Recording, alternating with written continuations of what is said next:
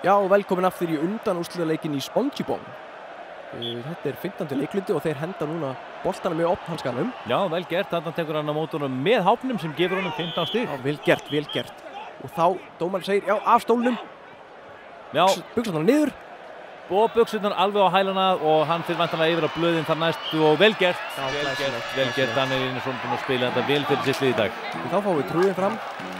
Hann fyrir hann á heilagasvæðið. Það spurning sko þegar hann komin á heilagasvæðið tvennt að velja. Það annarkvort að farið flick-flack eða hóki-póki og snúa sér ekki í hring. Nei, það bara gert í fyrirhálfleik eins og við vitum allir. Já, nákvæmlega. En hann ákveður að sparka Melónu út fyrir heilagasvæðið. Það ákveðið djart nú finnst. Já, það spurning bara hvað varnarmennir segja við því. Nú þeir koma fram með sköftin og já, vel gert. Það var vel gert. Já, vel gert. Hann tekur Melónuna bara með olnbogana niður. Þannig að þeir fá núna 15 stig fyrir bandið, 15 stig fyrir þetta og þetta sett í annað veldi. Þannig að þeir fá henni stakk fyrir. Já, þetta telur svolítið, Þannig að ég held að þetta komið inn bara upp deild. Nei, býtu nú við.